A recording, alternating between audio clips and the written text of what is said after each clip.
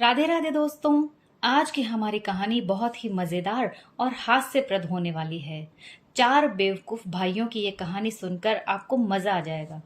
बहुत पुराने समय की बात है। किसी गांव में एक आदमी रहता था जिसने एक घोड़ा पाल रखा था। उस आदमी के चार बेटे थे। बाप के लिए तो वे चारों ही लाडले थे, लेकिन वे थे अव्वल दर्जे के बेवकूफ। जब वो आदमी मर गया तो उसके बेटों ने आपस में सलाह की कि बाप तो दुनिया से चला गया, अब इस घोड़े को कौन पाले। उन्होंने मिलकर फैसला किया कि घोड़े को काटकर आपस में बांट लेते हैं और हर भाई के हिस्से में घोड़े की एक एक टांग आ जाएगी। लेकिन उनके लिए मुसीबत ये बनी कि घोड़े के बाकी शरीर को कैसे बांटा जाए। वे घोड़े के पास खड़े यही हिसाब किताब लगा रहे थे कि इसी दौरान एक आदमी वहां से गुजरा। उसने इन चारों भाइयों से पूछा कि भाई, आप लोगों में किस बात पर सलाह मशवरा हो रही है, मुझे भी तो बताओ। हो सकता है मैं तुम्हारी समस्या का कोई हल निकाल सकूं। चारों भाइयों में से एक ने जवाब दिया, हम चार भाई हैं, आप हमें बताइए हम इस घोड़े को आपस में बांटे कैसे। उस आदमी ने कहा, ये तो बहुत आसान है। ऐसा करो, इस घोड़े को बेच दो और जो रकम मिले वो आपस में बांट लो। चारों भाई इस बात पर राजी हो गए और घोड़े को बेचने के लिए शहर की तरफ रवाना हुए। सफर के दौरान वे जंगल से गुजरे तो उन्हें वहीं रात हो गई। चारों भाई दिन भर के थके हुए थे। वे जैसे ही लेटे उन्हें नींद आ गई। जब वे गहरी नींद में सो रहे थे तो रात के किसी पहर एक चोर वहां से गुजरा। उसने देखा कि चारों आदमी बेखबर सो रहे हैं और जोर जोर से खर्राटे ले रहे हैं। चोर आहिस्ता से घोड़े की तरफ बढ़ा, घोड़े की रस्सी खोली और आहिस्ता से घोड़े को भगाकर वहां से चला गया। थोड़ी देर बाद एक भाई की आंख खुली तो उसने देखा कि घोड़ा वहां से गायब है। फौरन उसने दूसरे भाइयों को भी जगाया और बताया कि हमारा घोड़ा चोरी हो गया है। एक भाई ने अंगड़ाई लेते हुए कहा, सो जाओ, रमजान खान ले गया होगा, सुबह देख लेंगे। सुबह जब चारों भाइयों की आंख खुली तो वे रमजान खान को ढूंढने निकल पड़े। रास्ते में उन्होंने एक ऊंट के पांव के निशान देखे तो उनमें से एक भाई कहने लगा, ये देखो ऊंट के पांव के निशान। दूसरे ने कहा, भाई ये किसी नर ऊंट के पांव के निशान हैं। तीसरा कहने लगा, ये ऊंट तो एक आंख से अंधा भी लगता है। अब चौथा बोला, रस्सी तोड़कर भागा होगा। फिर वे चारों आगे बढ़े। अभी कुछ दूर गए ही थे कि उन्होंने देखा कि एक आदमी परेशान हालत में आ रहा है। उसने इनसे पूछा, आप लोगों ने यहाँ कोई ऊंट तो नहीं देखा? तो उनमें से एक ने कहा, नर ऊंट। दूसरे ने कहा, एक आंख से अंधा भी था। तीसरे ने कहा, रस्सी तोड़कर भागा था। वो शख्स कहने लगा, तुम बिल्कुल ठीक कहते हो, ये बताओ ऊंट कहाँ देखा तुमने? उन्होंने वो चारों एक साथ बोल पड़े, हमने तो ऊंट नहीं देखा, तुम आगे जाकर कहीं तलाश करो। वो आदमी कहने लगा, भाइयों, तुम्हारे पास ऊंट के बराबर पूरी जानकारी है और फिर भी तुम मना कर रहे हो कि तुमने ऊंट नहीं देखा। भला ये क्या बात हुई? हो सकता है तुम लोगों ने ही मेरा ऊंट चुराया हो। चलो बादशाह के पास चलते हैं, वही इस बारे में फैसला करेंगे। चारों भाई और ऊंट का मालिक बादशाह के दरबार की तरफ रवाना हो गए। रास्ते में जमीन पर उन्हें किसी के पैरों के निशान नजर आए। चारों भाइयों में से एक ने कहा, ये औरत के पांव के निशान हैं। दूसरे ने कहा, ये घर से नाराज होकर निकली है। तीसरे भाई ने कहा, ये तो पेट से लगती है, यानी इसे बच्चा होने वाला है। बातें करते करते जब वो आगे बढ़े तो एक और आदमी भागा भागा आया। उसने पूछा, भाई लोगों, क्या रास्ते में तुम लोगों ने किसी औरत को नहीं देखा? एक भाई ने कहा, वो जो नाराज होकर घर से निकली थी। अब दूसरा बोला, मेरे ख्याल से पेट से थी। उसने कहा, हाँ बिल्कुल, तुम ठीक कर रहे हो। तीसरे ने कहा, रात के वक्त घर से भाग गई थी। हाँ हाँ बिल्कुल ठीक, ये बताओ वो कहाँ है?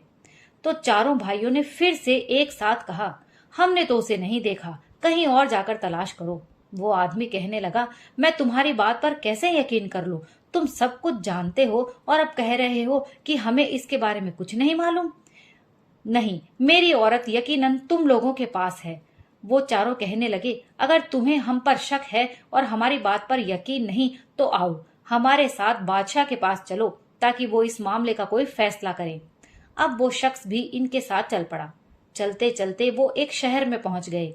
एक गली में उन्होंने एक शख्स से पूछा, ये रमजान खान का घर कहाँ है? उसने साथ वाले घर की तरफ इशारा किया। उसी वक्त घर से एक शख्स निकला और कहने लगा, रमजान खान मैं हूँ, कहो क्या बात है?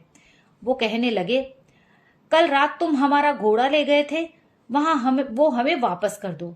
रमजान खान कहने लगा, मैं अपने घर पर हूं, तुम लोग पागल हो, भला मैं कैसे तुम्हारा घोड़ा ले गया। वो चारों कहने लगे, अगर तुम्हें इनकार है तो चलो बादशाह के पास चलो। अब ये सब बादशाह के दरबार में पहुंच गए। बादशाह ने इनसे पूछा, तुम लोग यहाँ क्यों आए हो, क्या बात है। उन्होंने कहा, हमें इंसाफ चाहिए, हम इंसाफ के लिए आए हैं हुजूर। फिर सबने बादशाह को तमाम बातें बारी बारी बता दी। ऊंट के मालिक ने कहा, जनाब, इन लोगों ने पहले मेरे गुमशुदा ऊंट के बारे में सारी जानकारी ठीक ठीक बताई और फिर कहते हैं कि हमने उसे नहीं देखा। ऊंट को चुराने वाले यकीनन यही लोग हैं, मुझे इंसाफ चाहिए। दूसरा आदमी कहने लगा, मेरी बीवी रात को घर से निकली है और इन लोगों ने उसके बारे में बिल्कुल सही जानकारी दी और साथ ही कहते हैं कि हमने तो उसे देखा तक नहीं। मेरी बीवी को अगवा करने वाले यही चारों हैं और कोई नहीं। बादशाह ने उन चारों भाइयों से पूछा, तुम लोग अपनी सफाई में क्या कहना चाहते हो। उन भाइयों ने जवाब दिया, हुजूर, हमारी बात पहले तवज्जो से सुन लें। रात को रमजान खान ने हमारा घोड़ा चोरी कर लिया। अभी वे इतना ही कह पाए थे कि रमजान खान ने कहा, हुजूर, मुझे इसके बारे में बिल्कुल भी जानकारी नहीं, मुझे ये लोग बिना वजह पकड़ लाए हैं। अब बादशाह ने उन चारों भाइयों से पूछा, ये बताओ, जब रमजान खान घोड़ा चोरी करके ले जा रहा था तो तुम में से किसी ने इसे देखा। वे चारों भाई कहने लगे, हुजूर, हम में से किसी ने इसे नहीं देखा। फिर बादशाह ने गुस्से में कहा, जब तुम लोगों ने इसे देखा ही नहीं तो इस पर झूठा इल्जाम क्यों लगाते हो, और ये जो दूसरे लोग तुम्हें अपने मुकदमों में मुलजिम ठहरा रहे हैं, इसकी सफाई में तुम क्या कहना चाहते हो। उन चारों बेवकूफ भाइयों ने कहा, हुजूर, ये लोग हम पर बेवजह इल्जाम लगा रहे हैं, हम मुजरिम नहीं, दरअसल हम तो थोड़ी ज्योतिष विद्या जानते हैं, हमें सब कुछ इसी के जरिए मालूम होता है। बादशाह ने कहा, अच्छा, अगर ऐसा है तो मैं तुम लोगों का इम्तिहान लूंगा और देखूंगा कि क्या वाकई तुम ज्योतिष विद्या जानते भी हो या नहीं, या तुम बातें बना रहे हो। इसके लिए मैं एक चीज को दूसरी चीज के अंदर छुपा कर रखूंगा। अगर तुम लोगों ने सही तरीके से बता दिया तो मैं समझूंगा कि तुम लोग वाकई वाकई ज्योतिष विद्या जानते हो और बेगुनाह हो। फिर बादशाह ने एक अनार मंगवाया और उसे संदूक में बंद करके उनसे पूछने लगा, बताओ, इस संदूक के अंदर क्या चीज है। वे चारों भाई एक दूसरे का मुंह ताकने लगे। सबसे बड़े भाई ने कहा, कोई गोल गोल सी चीज है। दूसरे भाई ने कहा, इसके सिर पर कोई छोटा ताज भी है।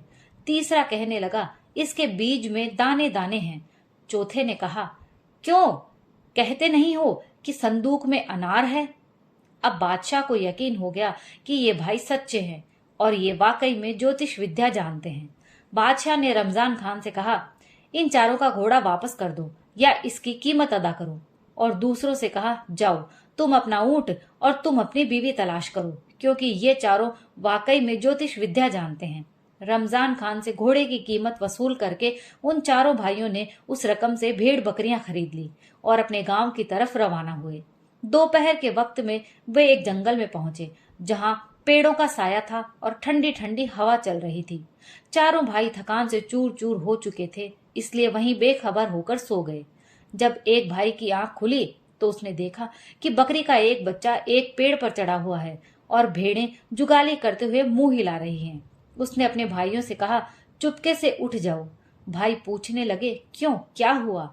उसने कहा, बकरियां डंडे तोड़ रही हैं और भेड़ें हमें मारने के लिए आपस में सलाह कर रही हैं। चारों भाई वहां से भाग निकले और भेड़ बकरियों को वहीं छोड़ दिया। एक भेड़ ने उनके पीछे पीछे भागना शुरू कर दिया तो एक भाई ने पत्थर उठाकर भेड़ पर दे मारा और कहा, भाइयों, एक को तो मैंने मार दिया है, अब जितनी जल्दी हो सके यहाँ से भाग चलो। जब वे काफी देर तक भागते रहे तो थक गए, उनकी सांसें फूलने लगी। भागते भागते हुए वे रुके और एक ने कहा, गिनती करो, क्या हम सब पूरे हैं या नहीं। ये कहकर चौथे भाई ने गिनना शुरू किया, लेकिन अपने आप को गिनना भूल गया और कहने लगा, हम तो 3 हैं, हमारा चौथा भाई गायब है। दूसरे ने कहा, ठहरो, मैं गिनता हूँ। फिर उसने गिनती शुरू की। ये 1 2 3, उसने भी अपने आप को नहीं गिना और कहने लगा, हम में से वाकई चौथा भाई गायब है। इसी तरह बारी बारी चारों ने गिनती की और हर एक अपने आप को नहीं गिन पाया। वो समझते रहे कि चौथा भाई कहीं गुम गया है। इसी दौरान वहां से एक घुड़सवार गुजर रहा था। जब उसने इन भाइयों की यह हरकत देखी तो समझ गया कि ये कोई अव्वल दर्जे के बेवकूफ हैं। उसने कहा, अगर मैं तुम लोगों की गिनती पूरी कर दूं तो तुम मुझे क्या मिलेगा? वे चारों भाई कहने लगे, फिर हम सब तुम्हारे गुलाम बन जाएंगे और जहां तुम हमें ले जाओगे हम तुम्हारे साथ जाएंगे।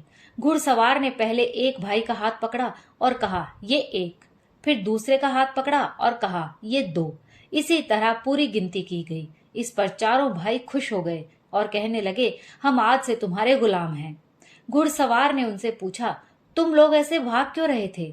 उन्होंने एक आवाज में कहा, हमारी बकरियां डंडे तोड़ रही थी और भेड़ें हमें मारने के लिए सलाह मशवरा कर रही थी। घुड़सवार ने उनसे कहा, अब मेरे साथ चलो ताकि मैं तुम्हारी भेड़ बकरियों के साथ सुलह करवा सकूं। जब वे जंगल के करीब पहुंचे तो रास्ते में वही भेड़ वहां मरी पड़ी थी। वे भाई कहने लगे, यही वह भेड़ है जो हमें मारने का मंसूबा बना रही थी। जंगल में पहुंचकर जब उनकी नजर भेड़ बकरियों पर पड़ी तो चारों भाई घबराने लगे। घुड़सवार भेड़ बकरियों के करीब गया और उनमें से हर एक को सिर पर थपकी दी। फिर उसने भाइयों से कहा, अब भेड़ बकरियां तुम्हारा कुछ नहीं बिगाड़ेंगी और तुम्हें कुछ भी नहीं कहेंगी। इसके बाद उसने कहा, आओ तुम भी मेरे साथ चलो। घुड़सवार भेड़ बकरियों को लेकर घर पहुंचा। चारों भाई भी उसके साथ थे क्योंकि वे उसकी गुलामी कबूल कर चुके थे। उसने इन चारों भाइयों को अपने सामने खड़ा किया और सबकी जिम्मेदारी लगाना शुरू की। एक को कहा, तुम रेवड़ चराने के लिए जाओ। दूसरे से कहा, तुम बैलों के जोड़े के लिए घास काट कर लाओ और इन्हें खिलाओ। तीसरे से कहा, मेरी माँ बीमार है, तुम उसका ख्याल रखोगे, याद रखना उस पर मक्खी भी ना बैठे। आखिरी को कहने लगा, तुम गेहूं की फसल कटाई करके एक जगह सलीके से रख दो। सारा काम इन चारों भाइयों के सुपुर्द करके वो घुड़सवार अब अपने काम और कारोबार में मशरूफ हो गया। जिस भाई के जिम्मे मक्खी उड़ाने का काम था वो एक डंडा लेकर बैठ गया। जब घुड़सवार की मां पर कोई मक्खी बैठती तो वो मक्खी को डंडे से मारता और बेचारी बुढ़िया चीखती चिल्लाती रही। 3-4 जोरदार डंडे लगने के बाद वो बुढ़िया बेचारी दम तोड़ गई और भगवान को प्यारी हो गई। जब वो बिल्कुल खामोश और स्थिर हो गई तो उसने सोचा कि शायद बुढ़िया को नींद आ गई है और उसने बुढ़िया पर चादर डाल दी और खुद एक तरफ होकर बैठ गया। जिस भाई के जिम्मे बैलों को चारा खिलाना था उसने अपने दिल में सोचा कि ये काम तो बड़ा मुश्किल है और वो ये नहीं कर सकता। तो उसने फौरन दोनों बैलों को एक साथ बांधा और उनके मुंह घास और भूसे में गाड़ दिए ताकि वे खुद खाते रहें। गेहूं की फसल पर जिस भाई की ड्यूटी थी उसने सोचा कि ये तो बड़ा भारी और मुश्किल काम है, क्यों ना इन गेहूं को भून दिया जाए। ये सोचकर उसने गेहूं की फसल को आग लगा दी। अब चौथा भाई जो भेड़ों को लेकर गया था वो भेड़ों को चरा रहा था कि अचानक वहां भेड़िया निकल आया और भेड़ों को एक एक करके खाने लगा। उसने सोचा, इस गांव के कुत्ते बेचारे कितने भूखे हैं और लगता है कि इनके मालिक उन्हें खाने के लिए कुछ नहीं देते। इसने भेड़ों को वहीं छोड़ा और खुद वापस घर लौट आया। दोपहर को जब घुड़सवार पहुंचा अपने घर तो एक भाई से पूछने लगा, क्या तुमने मेरी माँ की अच्छी तरह खिदमत की? वो कहने लगा, जनाब आप क्या पूछते हैं, जब से आप गए हैं वो आराम कर रही हैं। जब घुड़सवार ने चादर उठाकर देखा तो माँ का चेहरा खून से लथपथ था और वो मर चुकी थी। घुड़सवार अब रोने धोने लगा और सोचा कि दूसरे भाइयों की भी खबर लूं, ना जाने उन्होंने क्या क्या गुल खिलाए होंगे। जब उसने बैल वाले से पूछा, तुमने क्या किया? तो वो कहने लगा, जनाब अभी तक बैलों के मुंह भूसे में डाले हुए हैं ताकि उनका पेट अच्छी तरह से भर जाए, वे तो खुद ही खाते जा रहे हैं। जब घुड़सवार ने देखा कि बैलों के सर कटे हुए और भूसे में गड़े हुए थे तो इसके बाद उसने फसल वाले से पूछा, क्या तुमने फसल की कटाई कर दी? तो उसने खुशी खुशी बताया, मुझे ख्याल आया कि आपकी माँ बूढ़ी है, भला रोटी कहाँ से पकाएगी, मैंने गेहूं को ही भून दिया। जब घुड़सवार ने देखा तो कि उसकी पूरी की पूरी गेहूं की फसल जल चुकी थी। अब घुड़सवार ने आखिरी भाई से पूछा, भेड़ बकरियां कहाँ हैं? तो वो कहने लगा, इस शहर के कुत्ते बहुत भूखे हैं, आज तक मैंने ऐसे भूखे कुत्ते नहीं देखे। वे आकर बकरियों को खाने लगे, मैंने उन्हें खाने दिया और उन्हें रोकने की कोशिश नहीं की। घुड़सवार ने सबकी बातें सुनी तो सर पीट लिया और फिर चारों को तलब करके कहा, तुम लोगों ने मुझे इस कदर नुकसान पहुंचाया है कि मेरी आने वाली नस्लें भी याद रखेंगी। तुम लोगों ने मेरी माँ को मार डाला और मेरे कारोबार को तबाह कर दिया। खैर तुम लोग हो ही भोले और बेवकूफ, इसलिए मैं तुम्हें माफ करता हूँ। अब तुम सब ऐसा करो कि एक बेलचा लेकर कब्रिस्तान जाओ और वहां एक ऐसी कब्र तैयार करो जो कान के बराबर गहरी हो। चारों भाई कब्र खोदने के लिए कब्रिस्तान रवाना हुए और वहां पहुंचकर एक ने बेलचा मारा, दूसरे भाई ने अपना कान वहां रख दिया और कहने लगा, ये तो कब्र कान से बड़ी हो गई है। बाकी भाइयों ने भी अपना अपना कान उस कब्र के निशान पर रखा और कहने लगे, ये कब्र तो कान से बड़ी बन गई है। उन्होंने सोचा कि घुड़सवार पहले ही उनसे नाराज है और अगर कब्र बड़ी बन गई तो और भी ज्यादा बिगड़ जाएगा। उन्होंने कब्र को वहीं छोड़ा और ये सोचकर घर पहुंच गए कि कब्र बन चुकी है।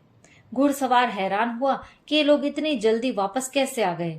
उसने पूछा, क्या तुमने कब्र भी खोद दी या ऐसे ही वापस आ गए हो?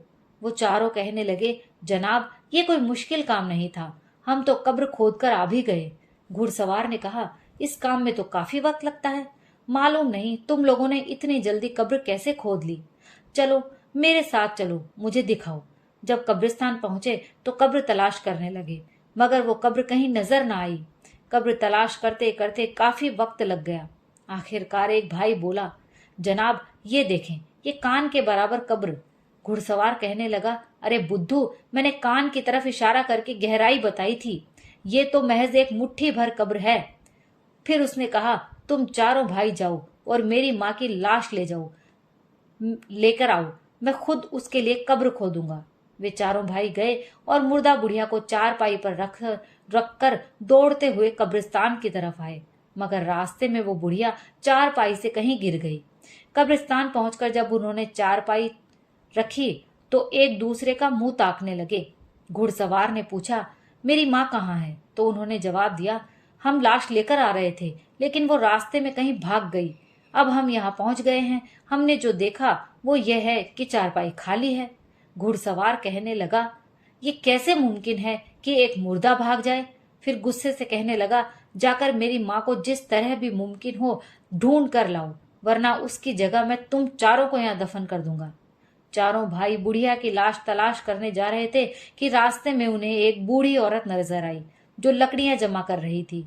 उन्होंने इस बुढ़िया से कहा, तुम यहाँ लकड़ियां जमा कर रही हो, उधर तुम्हारा बेटा हमें जिंदा दफन करने की धमकियां दे रहा है, चलो हमारे साथ चलो।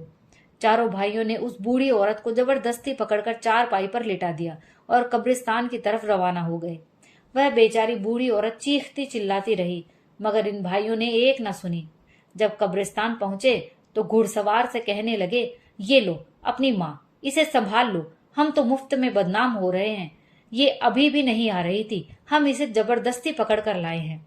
घुड़सवार ने बूढ़ी औरत को देखा तो उससे माफी मांगी और कहने लगा, इन्होंने मेरी बूढ़ी माँ की लाश को कहीं गुम कर दिया है और उसकी जगह तुम्हें उठाकर ले आए हैं, मैं इसकी माफी मांगता हूँ। इसके बाद घुड़सवार खुद गया और अपनी माँ की लाश को तलाश करके लाया और उसे दफन किया।